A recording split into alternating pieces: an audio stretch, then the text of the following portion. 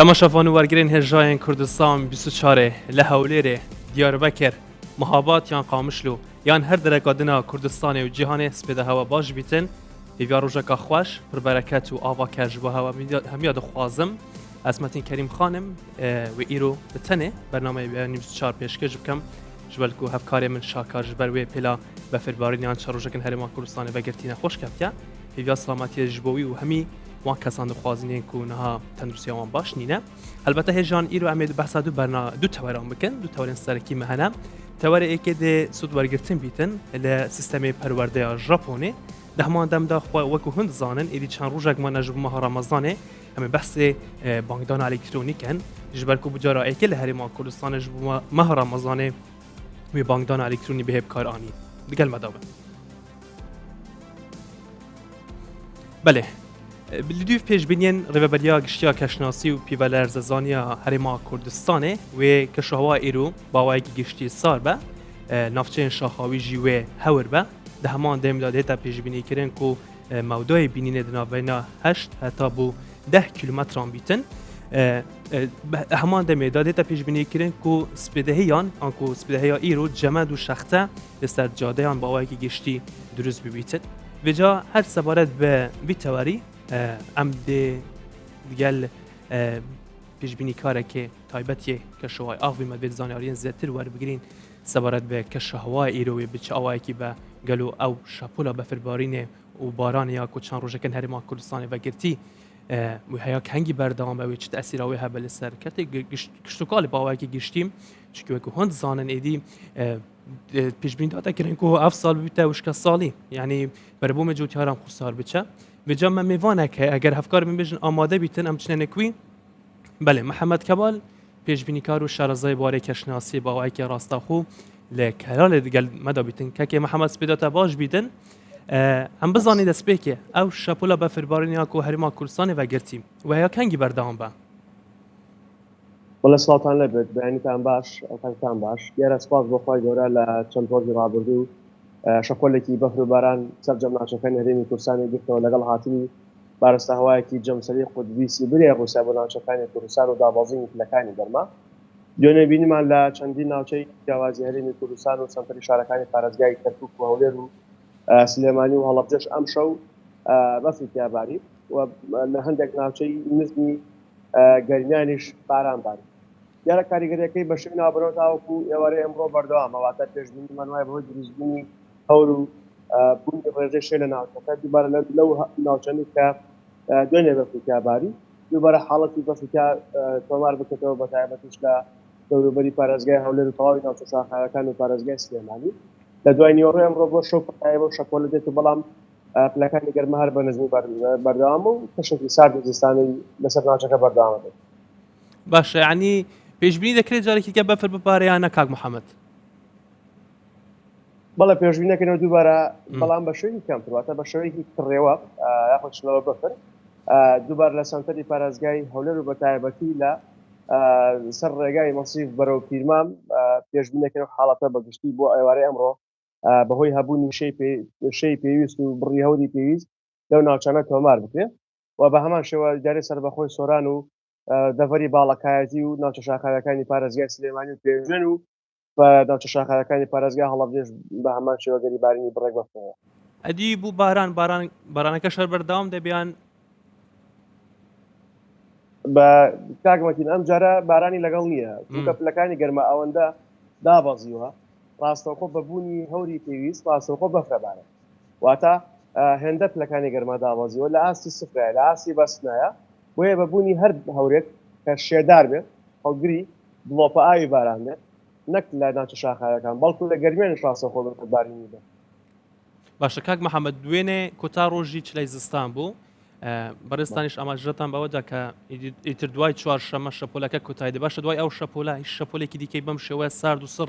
هەرمی کوردستان دەگرێتەوە چاوەڕێ دەکرێت پێشبینی دەکرێت بەڵێ دیار بوو ئەم سەرمایە کە هاتبوو کوردەواری پێڵێش شیوەنی زستانە جامە شیوەن بواتبوو ناوچەکە ماشەڵاوەندە پلەکانی گەرما دابەزی زۆر سارد بوو جار مژدەکەش ئەوەیە بەخوای گەورە پێشبینیەکەین لە ناو مانگی سێواتە ناو مانگی ڕەمەزانی پیرۆز دوو بۆ سەر شەپۆلی بارانباریمان هەبێ هەر لە سەرەتای مانگەوە یەکێک هێناکەوێتە نێوان 5 بۆ 6 سێ شەپۆلێکی دیکە شەکەوێتە با بڵێن نێوان 9 بۆ 10 سێ کە هەردوو شەپۆلەکەش تاکو ئێستا دڵخۆشکەرە بەدەر لەم دوو شەپۆلە شەپۆلی دیکەشمان هەبێت ئەبێت و پێشبینی وایە کە لە دوو شەپۆلی سەرەتای مانگی سێ دابەزینی پلەکانی گەرما و دوو بەفریشی لەگەڵانێت. باش کاک محەممەد پێش ئەوەی ئەم شەپۆلە بێ زۆر جار دەگوترا مەترسی وشکە ساڵی هەیە جوتیارە مەترسیان هەبوو کە بەرومەکان تێک بچێ باشە لەگەڵ ئەو هاتنی ئەم شەپۆلی بەفربارانە دەتوانین بڵین ئەو مەترسیە و تاو نەما لە ڕاستیە سنووری پارێزگای کەرکووک و پارێزگای هەولێر و دهۆک تاکو ئێستا لەسەر ئاسی ناوچەکانی هەرێمی کوردستان کەمترین بڕی بارانی تیابارەوەتەوە بڕە نەبارێت کە لە ئاسی ستاندار دەبێت ناوچەکە لە ترسی وشکی ڕزگاری بێت بەڵام لەگەڵ ئەوەشدا لەم شەپۆلەی ڕابردوو بە تایبەتی هەر لە سەرەتای دەستپێکی شەپۆلەکە پارێزگای هەولێر و دهۆک و کەرکووکیش بە هەمان شێوە بڕێکی باشی بارانی تا تۆمار کراوە کە لەسەر و 18 بۆ 20 میلیۆن زیاتر باران لە ناوچەکە تۆمار بووە ئەتوانم بڵێم تا ڕادەیەک ئەو مەترسی ڕواندوەتەوە کە لەسەر ناوچەکە هەبوو کە مەترسی لەسەر بەشێک لەو دەغڵ و دانی جوتیارانە بوو کە لە سەرەتای دەستپێکی وەرزی بارانباری لە هەرێمی کوردستان گەرمەکانیان داچان چونکە ئەوانەی کە لە سەرەتاوە گەرمەکانیان داچان هاتۆتە سەرەوە تا شین بووە بەڵام ئەوانەی کە شین نەبووە تا کوێستان مەترسی لەسەرە بەڵام ئەوانەی کە چین بووە هەر بارانەیە لە ناوچەکە تۆمار بکرێت سوود بەخشە بێت و هەرچی ناوچەکانی پارێزگای سلێمانی و ئیدارەی سەربەخۆی سۆران و ڕاپەڕین و گەرمیان و پارێزگای هەڵەبجە هەیە مەترسی وشکە ساڵی تێپەڕاند و بڕی پێویستی باران لە ناوچەکە بەگشتی تۆمارکەوە. باش دەستخۆش محەممەد کەمال پێشبینی کار دەما دەمدا شارەزای بۆڕاکە شناسیە باوەکی ڕاستە خۆی کەلاری گەرمەدا بوو گەلەک سپاس.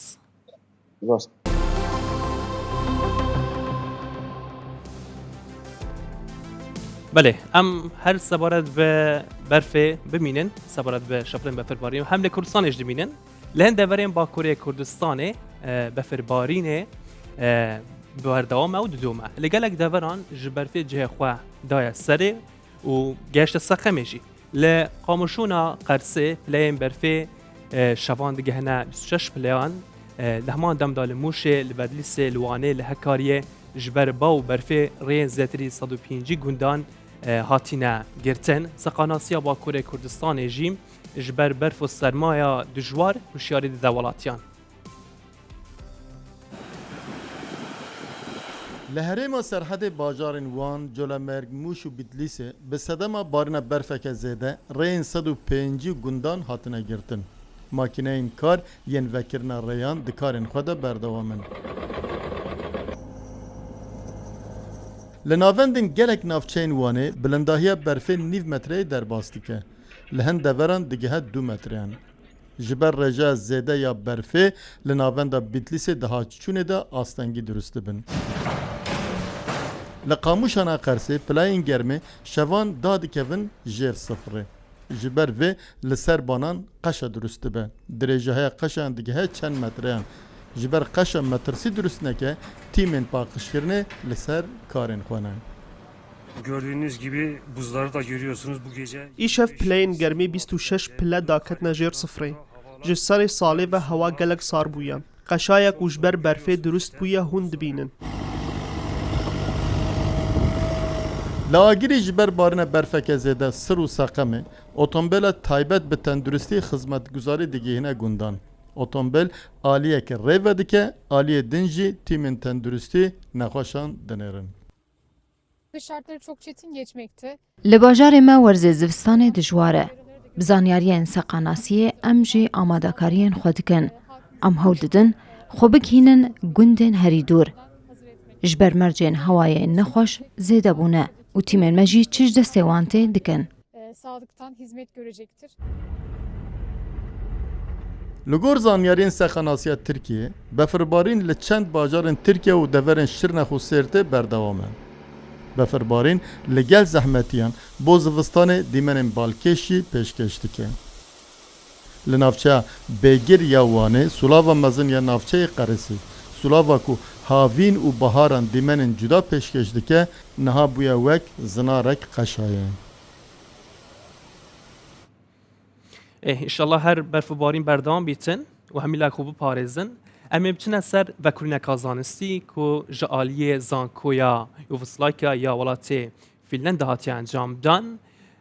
خواردنی ڕۆژانەی خۆراکە خێراکان و ئامادەکراوەکان کە پێ دەڵێن فاسفۆت مرۆڤ بەرەو پیربوونی پێشوەختە دەبات بە تایبەت لە ناو چینی لاواندا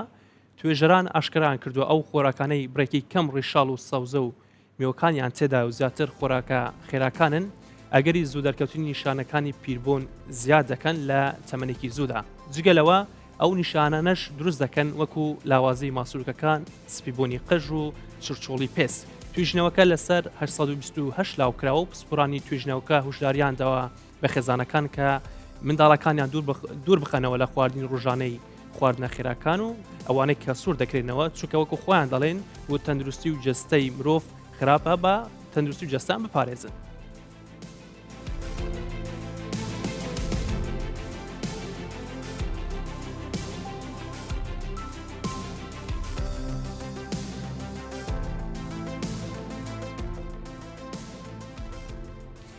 بله برزان هەروەکومە دەستپێکی بەحسکردی لە تەوەرە یەکێ بەرنامەی خۆدا ئەمێ بەحس لە سوودوەرگرتن لە کەرتی پەروەردەیان خۆ سیستەمی پەروەردەی ژاپۆنیەکەین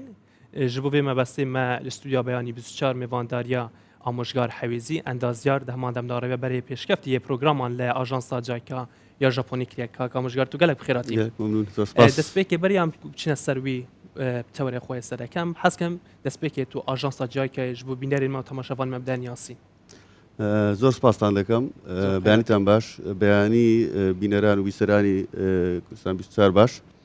طبعا ئاژانسی جایکە ئاژانسێکی فەرمی حکومی سەر بە حکوومەتی ژاپۆنە لە ساڵی 1970ەکانەوە دامەزراوە لە تقریبا 146 وڵات ئیش دەکەین لە 96 وڵات ئۆفیسمان هەیە ئەو وڵاتانێک کە ئۆفیسیشیان نیە بۆ نمونە وەک لە سووریا ئێستا لە بەرزوروفەکە ئۆفیس نیە لە ئوردنەوە ئیشی لەبۆ دەکەین لە وڵاتەکانی دەوروبەری طبعا بنسبەت عێراق لە 2003 دوای گۆڕانی بڵێن حکوم لە عێراق لە 2003 دەستکراوە دووبارە بە ئیشکردن لە عێراق بەڵام لە ڕێگای ئۆفیسی ئوردن تا ساڵی 2009 لە 2009 ئۆفیسی جایکا لە عێراق کرایەوە بەڵام لە هەولێر لەبەر ئەو بارودۆخە ئەمنیە باشەیەکە لە هەولێر و لە کوردستان هەبوو بەس لە کوردستان کراوە کە ئۆفیسی هەموو عێراق بوو سەرەتاکەی لە هەولێر سەرەتاکەی بەڵێ 2009 لە هەولێر ئەم لە 2009 لەگەڵکردنەوەی ئۆفیسەکە دەست بەکار بووم لە جایکە تاوان پێش ئەوشە لەگەڵ یابانیان بوو 3 ساڵ 4 ساڵ پێشتر بەڵام لە شوێنێکی تر لەبەر ئۆفیس نەبوو جایکا لێرە کە ئۆفیسی جایکا لە 2009 کراوە لەو کاتەوە دەست بەکار بووم لەگەڵیان 2 ساڵ ئۆفیسی هەموو عێراق بوو تا 2011 لە 2011 ئۆفیسی بەغدا کراوە لەگەڵکردنەوەی ئۆفیسی بەغدا لە بۆ هەموو عێراق ئۆفیسی هەولێر هەر بە شێوەکی سەرەکی ماوە لەبەر ئەوەی هەموو ئەو دەورانەی کە دەکرا هەر ئێستاش هەر لە ڕێگای مەوە دەبیت کە بەرپرسی بڵێن دەورەکانین طبعا ئاژانسی جایکا لە زۆر بوار ئیش دەکات ئەگەر بین باسی عێراق بکەین نزیکەی ئێستا 10.5 میلیارد دلارمان لەناو مەشاریعە پێی دەڵێن مەشاریعی قەرزی ژاپۆنی ئەو پرۆژانە بە خلالی 40 ساڵ بە قەرزی درێژخایەن حکوومەتی عێراقی دەیداتەوە ئەوە بەرزۆت پرۆژەکان ئەگەر باسی پرۆژەکانی هەرێمی کوردستان بکەین چی پرۆژەکمان هەیە لێرە پرۆژەی پەرەپێدان و گەیاندنی ئاو کە تەواو بووە لەخوا بە زیادی نزیکەی بەشی یەکەمی 329 ملیۆن دلار بوو وەک هەموو کەس دەزانی ئاوی ئیفراز سێ کە فراوانمان کرد شادەماری ئاوە لە هەولێر و زایدەن 300 کیلۆمەتر بۆڕیمان گۆڕی لە هەولێر لە سلێمانی 310 کیلۆمەتر بۆڕیمان گۆڕی بۆڕی ئاوی خواردنەوە لە دهۆک 200 کیلۆمەتر بۆڕیمان گۆڕی پرۆژێکی استراتیژی زۆر گەورەمان جێبەجێ کرد لە هەڵەبجە کە لە زێ سیروانەوە ئاومان هینە بە محەتەکی کامل بەحسیبان پرۆژەم بەواکی گشتیکەین بەفەسلی لێ تەوەرێمە سەرەکی سوودوەرگرتن سیستەمی پەروەردەی ژاپۆنی دوی کۆبوونەوەیەک جوینایت گەل سەرۆکوەزیرانی هەرێما کوردستانی بەڕێز مەسرور بارزانی هەبوو سەبارەت بە سیستەمی پەروەردەی ژاپۆنی ئەتخوازم بەسێکەوەی جوینێ زۆر باشە طبعا سیستەمی پەروەردەی ژاپۆن لە هەموو دنیا سیستەمەکەی زۆر پێشکەوتووە ماوەکە طبعا سەرۆکی حکوومەتی هەرێمی کوردستان زۆر لە نزیکەوە حەز دەکا و داوامان لێکرد کە هەستین بە هێنانی ئەو سیستەمە چۆنی بتوانین لە کوردستان جێبەجێ بکەین طبعا ئەو سیستەمە لەبەر ئەوەی ئەگەر تەماشای خەڵکی یابانی بکەین ئێستا دەبینین خەڵکەکە چۆن پەروەردەکرایە پەروەردەکی تایبەتە لە هەموو جیهان هینانی ئەو سیستەمە خطوەکی زۆر مهم دەبیت طبعاً ئەبد بە حکمی ئیشەکەم 9,000 سەردانی یابانم کردیە لەو 9,000 زۆربەی جارەکان چوومە قوتابخانەکانی یابان ئەوەی کە گرینگە طبعاً ئەگەر باسی سیستەمەکە بکەین بە شێوەکی سەریع لە قوتابخانەکان چی دەگوزارێت لە یابان لەبەرچی منداڵەکان کە گەورە دەبن دەبینی زۆر بەڕەوشت و زۆر هادی و زۆر بێمشکیلە و ئینسانێکی زۆر کامل دەردەچن بدايات طبعا کە داخل دەبن ئەوانە دەچنە قوتابخانە هەمویان دەبیت بە پێڵاوی تایبەت بچنە ناو قوتابخانە دەگۆڕن لەوێندەر هەمویان هەست بە مەسئولیات دەکەن ڕۆلیان دەدرێتی هەموو قوتابیەکان لە بۆ نمونە هەمویان خۆیان قوتابخانە خاوێن دەکەنەوە خۆیان خواردن تەوزیع دەکەن لەسەر یەکتر هەر یەکە و لە بابەتێک ئەو سیستەمەیە کە تۆکاتسۆ پێ دەڵێن تۆکاتسۆ پێی دەڵێن چالاکی تایبەت کە لەگەڵ ئەو خوێندنانەی ئەو منهەجەی کە هەیە چی دەکەن ئاکتیڤیتی زیاتریان هەیە لە بۆ نمونە زۆر احتیمام بە هونەر بە وەرزش بە دەرسە تەرفیهیەکان دەدەن لەگەر دەرسی ڕۆژانە و دەرسانەش دەخوێنن زیاتر احتیمام بەوە دەدەن طبعا لەکنەوە ساقیت بوون نیە لە 1 لۆ 6 لەبەر ئەوەی دەیانێت پەروەردەکە پێش خوێندنەکە بیت ینی کە ساقیت نابی لە پول یەکەمەوە تا 1 تا 6 ئەگەر ئەمە نمونەک بینینەوە دەبینی ئەگەر سیارەکی باشمان هەبی محرکەکەی زۆر باش بی باشە جسمەکەشی زۆر باش بی سیارەکە بەڵام ئاراستەکەی دیار نەبی لۆ کوێ دەڕوا ئەو کارەسات دەرێتەوە لەوانەیە حادیسەک بکات لەبەرەوە هەمووی ینی دەبی پێکەوە بیری لێ بکرێتەوە ئەو قوتابیانە طبعا دوای ئەوەی کە بڵین ئەو سیستەمە لە یابان لە قەدیمەوە دەست پێکرا قوتابیەکان وا پەروەردە دەکرێن کە ژینگە بپارێزن لە بۆ نمونە هەر قوتابیەک لە پۆل یەکەمەوە دارێک نەمامەک دەچینی ئەو نەمامە هەموو ڕۆژ دەچی ئاو دەدات تا دەگەنە پۆلی 6 دارەکە گەورە دەبیت طبعا ئەوان خزمەت گوزاریان نییە خاوێنکردنەوە خۆیان خاوێن دەکەنەوە هەمووی باشە ئەمە ئەو سیستەمەیە طبعا زۆر زۆر مهمە بتانین بینین ئێرە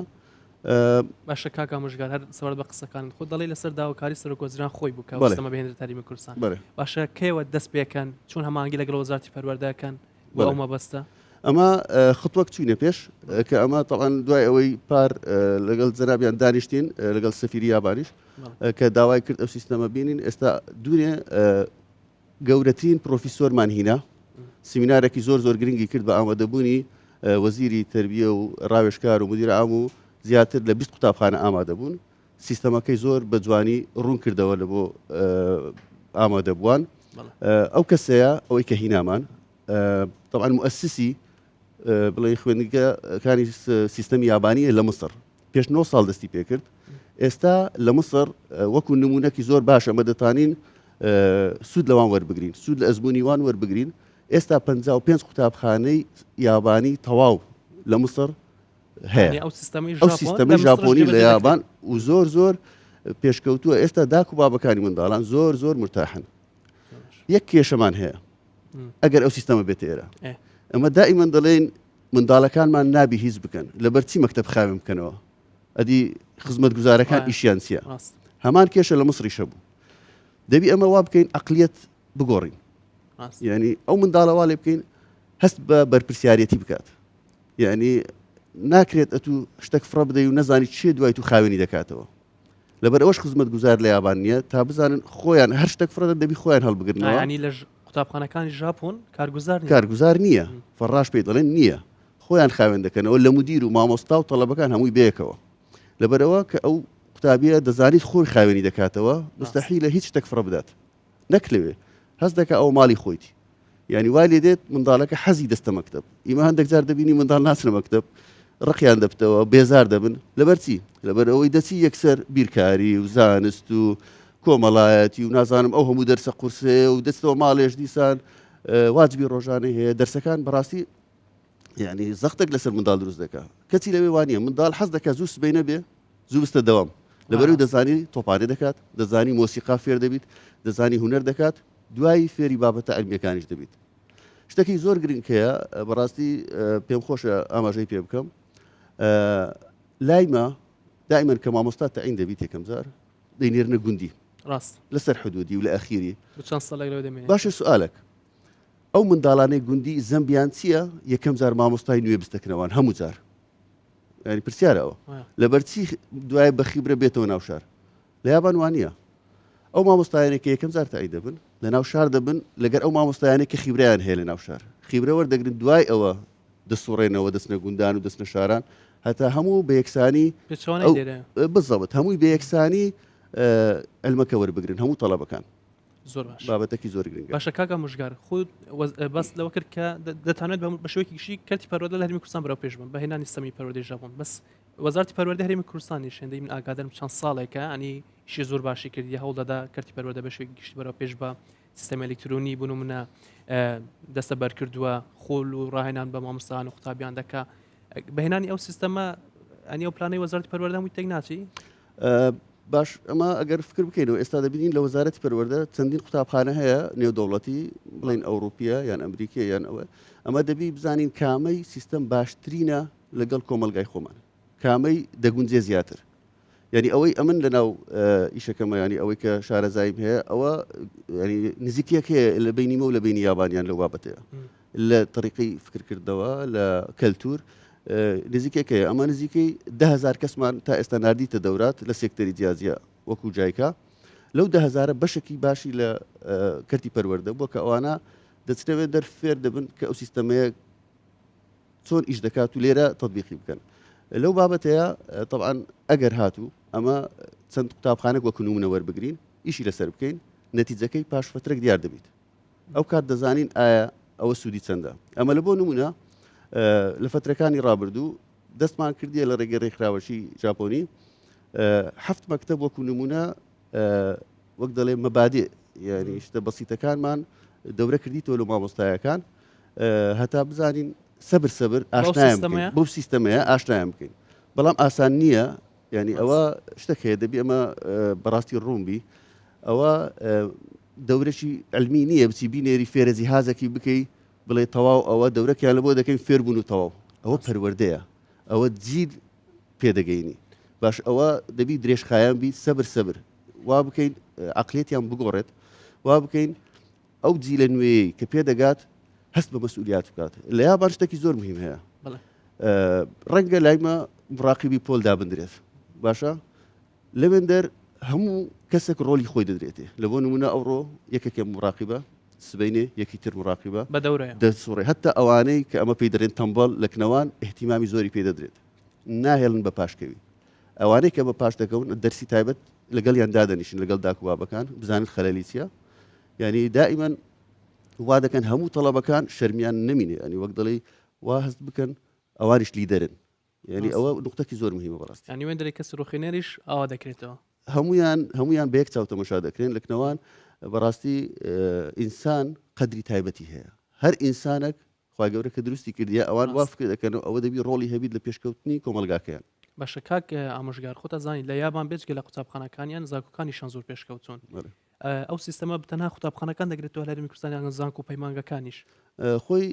دەبی ئەمە لە دەست پێ بکەین لە باخچەی ساوایان یان لە ئیبتیدایی دەبی سەبر لەگەڵی بڕۆین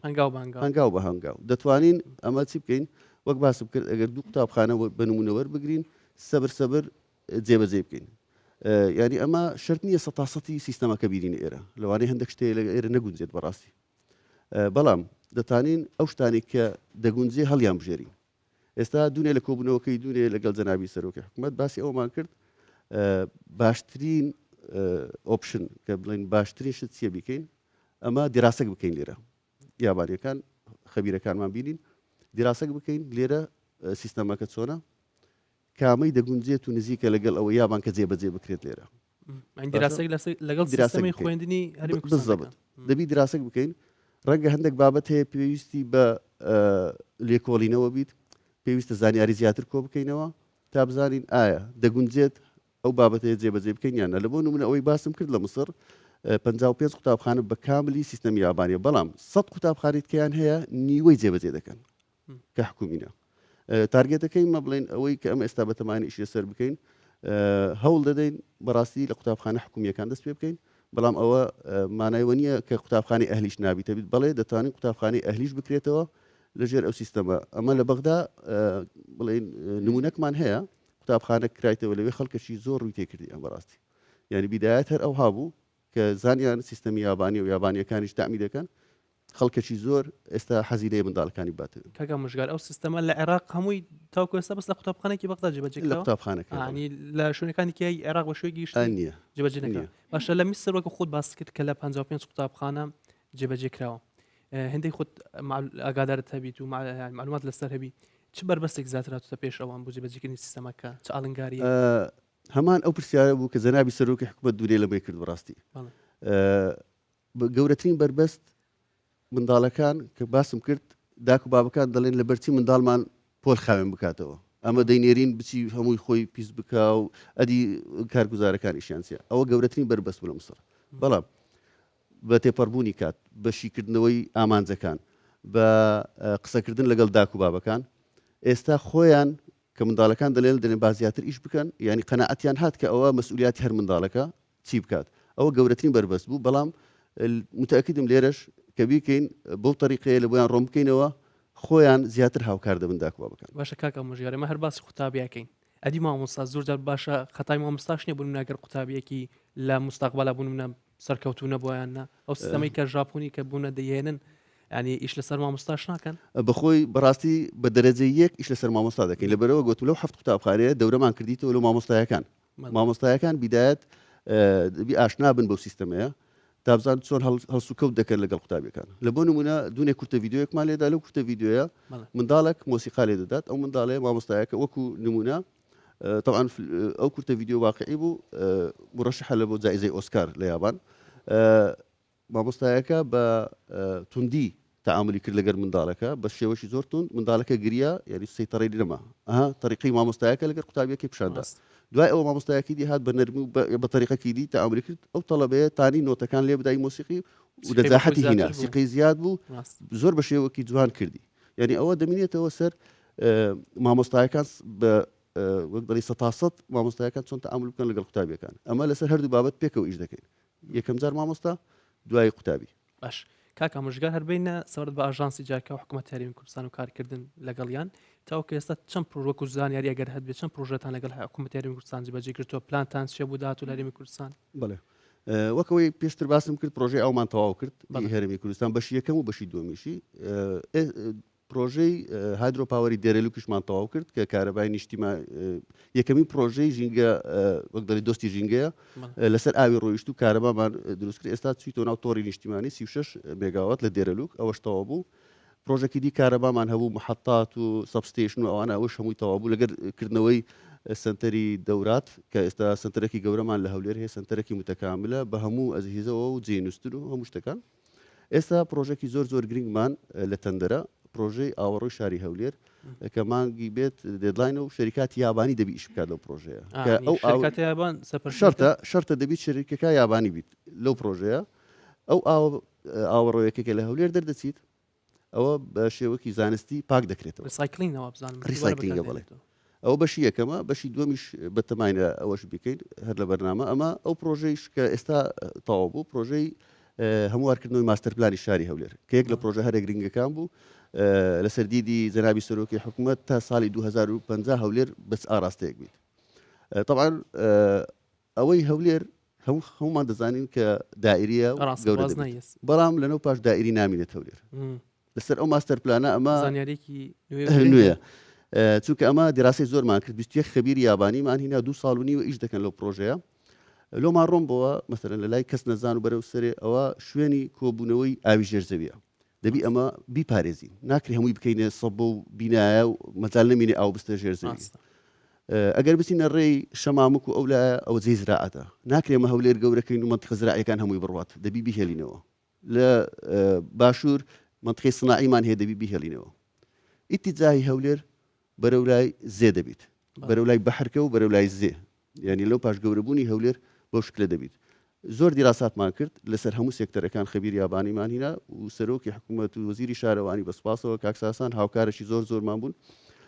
تاتانیمان ئەو پرۆژێ جێبەجێ بکەین باشە کاک ئامۆژگار ئێستا جیهان بە شێوەیەکی گشتی بەدەست کێشەی گۆڕانی کەشەهەوا دەناڵێنێت لە ژاپۆن هێندەی خۆت ئاگاداری ژینگە وێندەرێک کووە کو دەتوانن بنمونە بۆ پاکراگردنی ژینگە هەرێمی کوردستان تەنسیق لەگەڵ حکوومەت بکەن. طبعا ئەمە وەکوتم دەوراتی زۆرمان هەیە لە 2009 بەرپرسی دەوراتی یابانم خەڵکەشی زۆرمان نردیە لەسەر بابەتی خۆڵ و خاشاک. کەس بۆ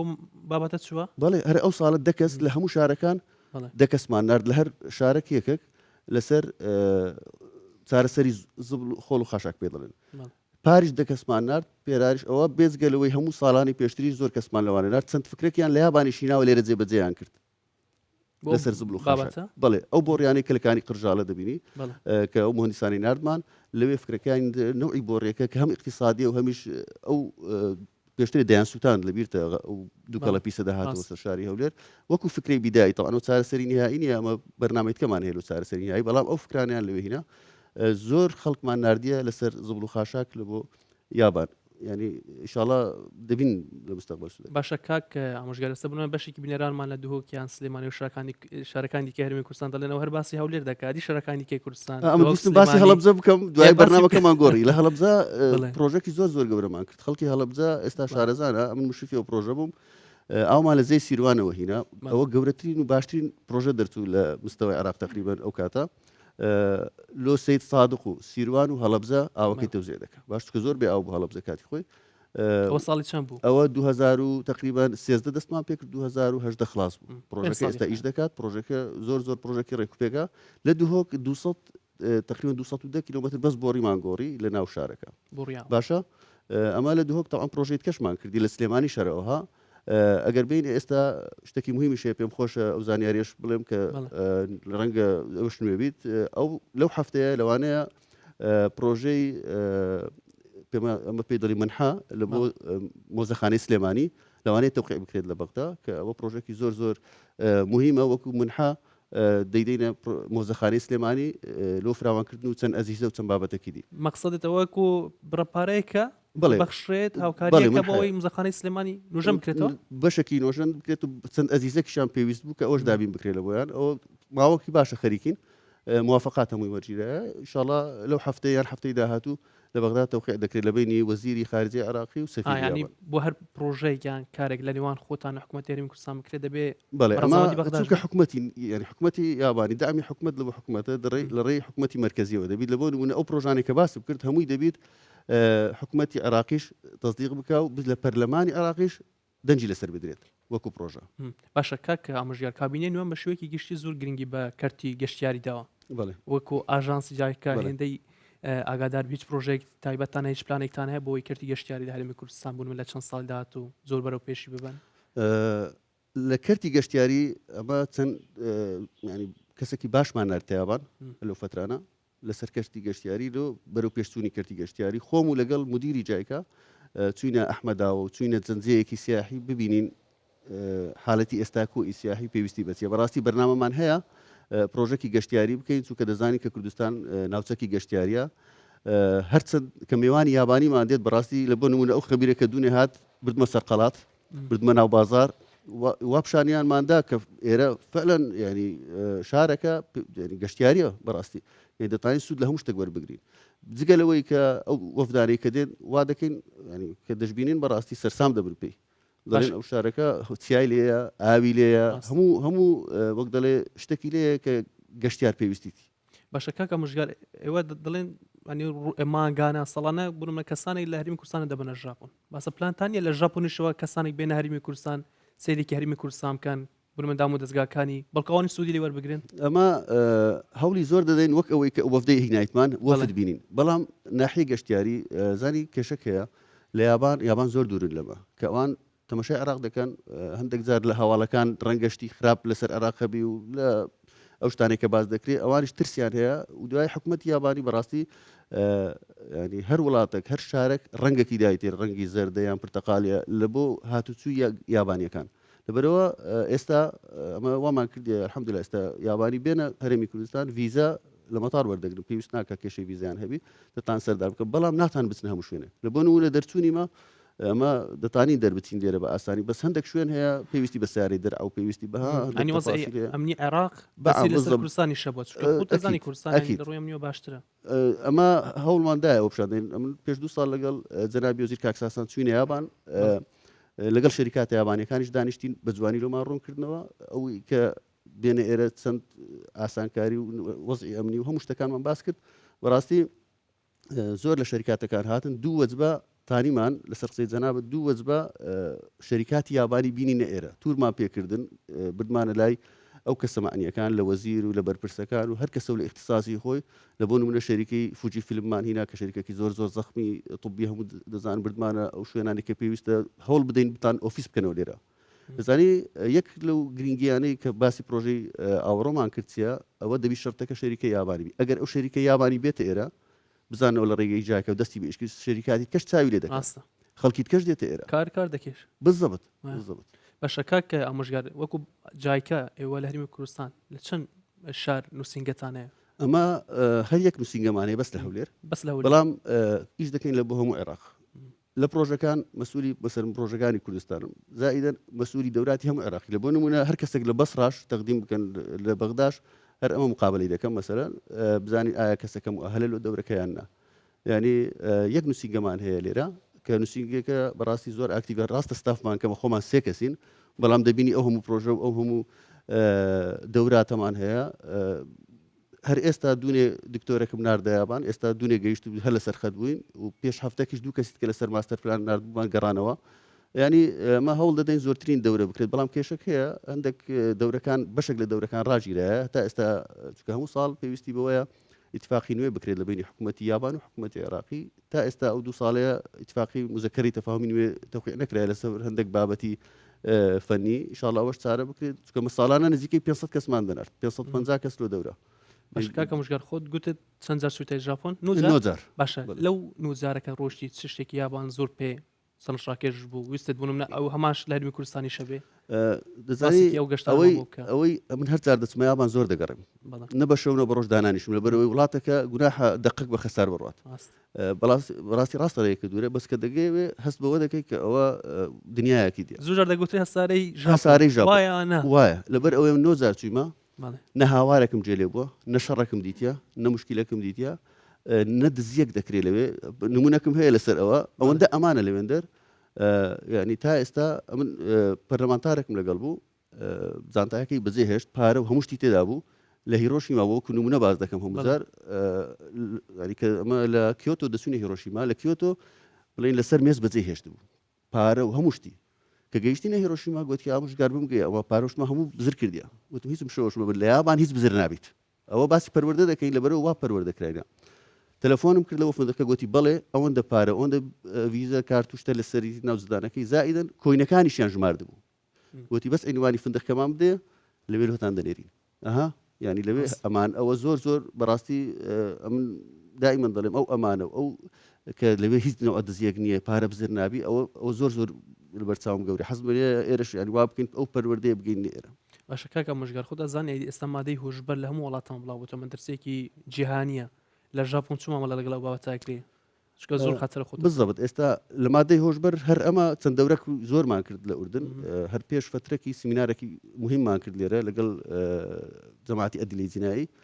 کە چەند پرزنتێشنێکی زۆر گرنگمان پێشکەش کرد لەسەر مادەی هۆشبەر وەکو جایکا کە ئەو کەسانی چوونە سوودی چەندیان لە دەورەکان وەرگرتیا لە یابان طبعاً قوانینیان زۆر توندە لەبەر ئەوە ینی هەر کەسێک لەو بابەتانە لابدا لە ئەجنەبیەکانیش بیت عقوبەی زۆرە لەبەر ئەوە هەیە ناڵێن طبعاً لە دنیا هەمووی هەیە بەڵام لەوێن دەرچوو کە عقوبەی لەسەر هەندێک قوانین زۆر بەقوەتە ینی هەست پێ ناکەی زۆر اینجا پێت وایە عقوبەکە وای کردوکە ترسە بێ یان هەر خۆی ژاپۆنیەکان نا ترسەکە لە ئەجنەبیەکانە مەسەرەن تو دەبینی زۆر کەس لەوێ ئیش دەکات لەوانەیە ئەفریقیە لەوانەیە خەڵکی شوێنی تکەیە نازانی لەبەرەوە ئەوە لە ڕێ ئەوانەوە دێت عادەتەن ئەو مادانە لەبەرەوە ئەمن تا ئێستا بەڕاستی ئەوەندە چیمەوەندەر هیچ هەستم بەوە نەکردیە کە دەرمان هەبیت یان مخدرات یان شوێنێک ینی بڵین ئەو شوێنی مخدرات و شوێنی ئەوەی بەڕاستی هەست پێ نەکردی باشە مامۆستا ژاپۆن خۆی ژماری دانیشتوانی زۆرە زۆر یەکێک لەو کێشانەی کە بوونم لە تووشی وڵاتێکی ژمارە زۆری دانیشتوش دەبێ ئەوەیە کە ستەمی هاتوچوو بنوە زوجار قەرباڵغ دەبی لەوێن دەرێکی کووە طبعاً وەکو زانیاری تۆکیۆ نزیک 30 ملیۆن کەسی لێ گەورەترین شارە لە جیهان گەورەترین شار کە زۆرترین ژماری دانیشتوانی لێبێت باشە ئەمە ینی کە دەچیە یابان لە تۆکیۆ دەبینی شارێکی کەش لە بن ئاردیە بمترو من شو يعني تقريبا يعني شبكه مترو يعني حف طبقه حف ليفله باشا هس بو ازدحامناك ابدا اصلا خلق سياره بكارناني لبروي لوين در شبكه قطار وشبكه مترو زور بقوتها بما بي يكمل الذهان او ازدحام نابيني حتى كدبيني ازدحام يجبد همي سر دقرن بهادئي ببي قلبالغي ببي دنگ يعني براستي هي سسبيناك او ازدحام او هم خلق لو شارع دجيت باش کاک ئامۆژگار حەوێزی ئەندازیار لاوام هەمان دەمێدا و ڕێبەرێ پرۆگرامە لە ژانسا جایکە لە سوێ میوانەوە گەلێک سپاس زۆر سپاس گەلێک دەستان خۆش خێراتی. بیت زۆر سپاس دەستان خۆش بیت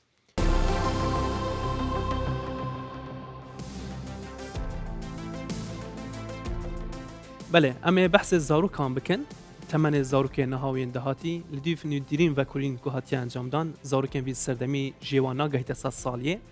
و ئەو بەرەف پێچوونا کو لە تێکرا تەمەنی دروست بووی لە سێ دەیان بهێت ئاکو لە 30 ساڵێن بهێتدا دێ زۆر کەم بیتن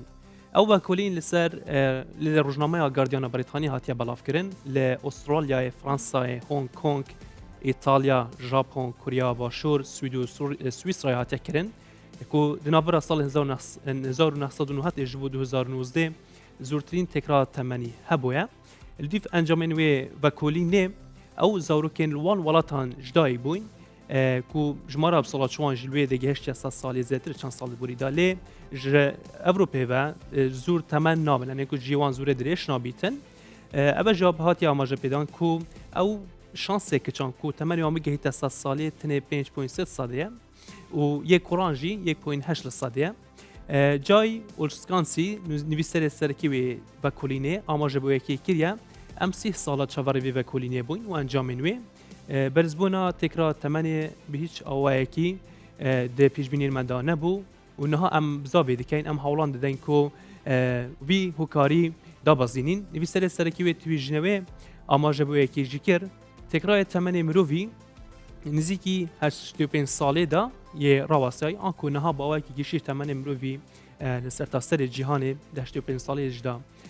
وەستایە ئەو وەیەکی دیگەهێنێتن کۆ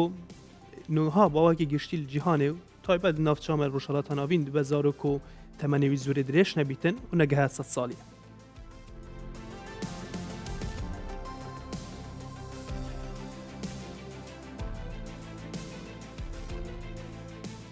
بەێ ئەمە چەند بەحسە بابەتێکی دم بکەن لە هەرما کوردستانی دمینن دە 5 ساڵێن دەربازبوویدا ڕێژانە زۆکێ لە هەرما کوردستانی زێدە بووی ئەو شەب تایبەت ji بۆ خانمان کاریگەریە دەرونی هەیە پسپۆرێن پزیشکی ژێ لە سنتەرێکی تایبەت بە نەزۆکیە بەحسێ وەیەکێ دکەن و ساڵا بووری لە سەرجەمێ 154 کەسان و ji بۆ زارۆکبوونێ سەردانە وان کردن تنێ 57 جوان کەسان گەشتینە ئامانجێخوا و ئەنجامی نوان ئەرێنی بوونە ئەو پزیشک بە حەزجوەیەکی دیژکەن و ڕێژەکە دناو خانماندا زیاترە بەرەوت بە پیامان هەرچەند دناو پیاواندا زێدە کردیان زاڵاماندا لێ خانمان زیاترە هۆکارێ سەرەکی ژوێ چەندی ji بۆ ژینگەهێ دەمان دەمدا گوهۆرینا خواردنێ بەتگەڕین دواهیوای ئێرە بۆ ئەوەی منداڵی خۆی لە ئامێز بگرێ نەرمین 13 ساڵە ژیانی هاوسەرگیری پێکەنەوە بەڵام قەدەروای کردووە لەو ماوەدا منداڵی نەبێت تەمەنی بۆتە 45 ساڵ و لەگەڵ پسپۆڕی تایبەت ڕاوێژ و گفتوگۆ دەکات بۆ ئەوەی خەونی چەند ساڵی بێتە دی و ببێتە دایک بۆ جۆرەی نیشانی دەدات بێهیوانیە هەموو هەوڵێک دەدا بۆ گەیشتن بە ئامانجەکەی زۆر دکتۆرم کردیە سەردانم کردیە هەموو دەڵێن عیب نەبی کێشە لە هێلکەدان هەیە منیش حەولم زۆردایە خۆم و پیاوم ئەزەکەم و هەموو خەڵکەیەک بمەداک داوا دەکەم لە خودای گەورە ئەوانەی کە ئەولادیان نیە خوددادایاندا تێمیش لەگە بەڵەکەتی ئەوان ئەوانەی کە کێشەی منداریانەیە ئازەکەم زوو بستن سەردانی دکتۆران بکەن لەبەرەوەی چەند زوو خەم لە خۆیان بخۆن ئێشتان کەمە ئافرەت مۆڵەتەکەی زۆر کەمە وەک پیاو نییە لە پاش 35 ساڵی زۆر بە زەحمەت مندار دەبی نەزۆکی ینی ژن و مێرد بێمانەکردن و دوای 12 مانگ منداڵیان نەبێت لە تاقیگەی تایبەتی سنتەری نەزۆکی و منداڵی بلووری ڕۆژانە دەیان پشکنینی تایبەت بۆ ئافرەتان و پیاوان دەکرێت بۆ ئەوەی لە هۆکارەکەی بزان و هەوڵی تاواویش بدرێت بۆ چارەسەریان پزیشکانی پسپۆڕ بە پشبەستن بە داتای ساڵانەی خۆیان لەو باوەڕەدان ڕێژەی نەزۆکی نەک لە کوردستان بەڵکو لە جیهانیش بەرز بووەتەوە طبعا هۆکاری نەزۆکیش بەس ئەوە ئافرەت نییە احتیمالە ئەمە کە حەسەبێ ئەوی کە ملاحەزەمان کردێ لە ستا 25 ئافرەتەکەیە لە ستا 25 پیاوەکەیە لە ستا 25 هەردووچیان هۆکارن و لە ستا 25 کەسیش هۆکار نییە ینی کە بەبێ هیچ ئەو حاڵەت ینی دەبینین منداڵیشانە بەبێەوەی هیچ هۆکارەکە بیتن ڕێگری بکاتن ئەمەوەی کە ملاحەزەمان کرد ئەو ساڵێکی کە ئەوانەی کە سەردانمانیان کردیا 420 کەس سەردانمانی کردێ 154 چوونە پرۆسەی بلورە منداڵ لەو 154 57مان الحەمدوللا پۆزتیڤ بوو. لە ساڵی ڕابردوو 4151 کەس سەردانی ئەم سنتەرەیان کردووە لە کۆی 154 نەشتەرگەری نیوەی ئەم ژمارەیە هیوای منداڵبوونیان بۆ گەڕاوەتەوە. بەپێی لێکۆڵینەوەکانی پسپۆڕانی تەندروستی لەم چەند ساڵەی دوایدا ڕێژەی و خێزانانە زیادی کردووە کە ناتوانە منداڵیان بێت. وشەی نەزۆکیش کە لە ناو کۆمەلگا بەکاردەهێنرێت ڕاستەخۆ کاریگەری دەرونی لەسەر خانمان دەبێت و ڕەنگە دوای هەوڵدانێکی زۆر و چارەسەری پزیشکی خەونەکانیان بێتە دی و خۆیان لەم وشەیە ڕزگار بکەن. هێرۆ مەولودی کوردستان 24 هەولێر. ولی برزان وەکو دەستپێکم بەحژێکری تەوەری مێ دوێ تایبەت دوتم بمەها ڕەمەزانی کو چەند ڕۆژێکین کێمێ مای بێژە دەما بەحسی ما ڕەمەزانێت کەن هەلبەتە بانگدانێتە بیرامەت چونکی وەزارەتە ئەوقافی ئیسال بڕیاردا کوژ دەستپێکا ماها ڕەمەزانی بانگدانی باواکی گشتی لە هەرێما کوردستانی ڕێک بخە ji bo vê me besê me li stûdyoyê mêvandariya Nebes İsmaîl berdevkî Wezareta Awqaf û Karebarên Aynî li Hikûmeta Herêma Kurdistanê kiriye. Kak Nebes tu gelek bixêrat. Zor spas, zor spas. Em siyarê ji wê yekê dest pê bikin. Bankdana elektroniyan bankdana navendî. Bale. Beyanîtan baş, beyanî Kurdistanê tutar baz, beyanî him Kurdistaniyan baz li her çûyeka bînêrmanin. Bêguman wişê elektronî wişêka wişêkî serzarî û xelek bekardîdeniye gerna بە هیچ زۆرە و شێوازێک ئەو بانگە بانگی ئەلکترۆنی نیە ئەلکترۆنی شتێکەکەەوە جیهازێک بانکدا بێگومان ئەوە جیهاز نییە ستودیۆکی ناوەندیە لە سنتەری شارەکان دادەندرێت بۆ نمونە لە شاری هەولێر ئەو ستودیۆ کۆتایی پێهاتووە لە هەفتەی چوار لە ڕێگای تەکنۆلۆژیای نوێەوە بە هەموو مزگەوتەکانی کوردستانەوە بەستراوەتەوە کەسێک بە شێوەی زیندوو بە شێوەی حەی مامۆستایەکی بەڕێزی ئاینی بانک دەدات بە هەموو مزگەوتەکانی سنتەری شار و دەوروبەری لە هەموو شارەکانی هەرێمی کوردستان بێگومان ئەو پرۆسەیە هەیە نەخێر بە هیچ زۆر شێوازێک هاوڵاتیان بزانکەوە ئەو کەسێکەوە بانک دەدا کەسێکە ئینسانێکە مامۆستایەکی بەڕێزی ئاینیە بێگومان 58 کەس لە بانکبێژانی سنتەری شاری هەولێر ئێستا بۆیش باس شاری هەولێر دەکەم چکە ئەو کۆتایی هاتووە و پرۆسەکە لە عملی پراکتیکەدایە بانک دەدا لە مزگەوتی سەواف سنتەرەکە لە مزگەوتی سەوافە شوێنێکی گەورەیە لە ڕێگای مانجی دەستکردەوە بەستراوەتەوە بە هەموو مزگەوتەکانی سنتەری شاری هەولێر و دەوروبەری تاوەکو ئیداری سەربەخۆی سۆرانی ینی هەولێر و دەوروبەری هەموو یەک لە ئێستادا ئەو پرۆسەیە لە 2237 مزگەفت کۆتایی هاتووە لێک کاتدا کەسێکی دەنگخۆشی ڕاهێنراو واتە ئەو کەسێکەوە بانک دەدا ڕاهێنراوە ئیجاماسەدەمس ئەو پرسیارە بکەم یەک کەس دەبێ بە درێژای مانگی ڕەمەزان نەخێرنا هەر 20 ڕۆژ جارێک کەسێک سەرگرتن نۆرەگرتنی بەبەردەکەوێت چکە ئەوەندە خەڵک حەز دەکات بەشداری پرۆسەکە بکات لە ئێستادا ئێمە 58 کەسمان لە سنتەری شاری هەولێر بەڕاهێنراوی خشتەیەکی ڕێکوپێکیان بۆ دانراوە سەرپەرشتی دەکرێن هەر کەسێک 20 ڕۆژ جارێک بانک داواتە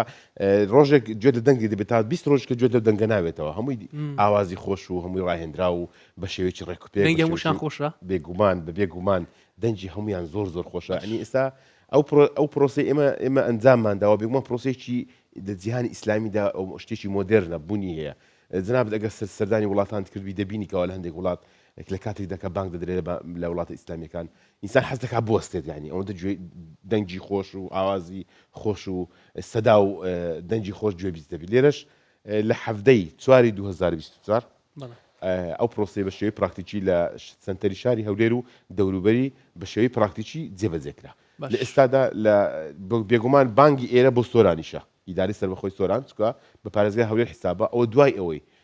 بڕیاری ئەنجومەنی باڵای فتوای هەرێمی کوردستان پێوەرجرا اینجا ئەو پرۆژەی دەست پێکرا باشە کاک نەبەست دەبخواست باس جوەیەکی کرد و بانکدان دێتە ڕێکخستن لێ دەمێ بانکدانێ دێنە ڕێکخستن بوو منە لە هەولێرش ساعت 6 بانک بدەتن شەشێواری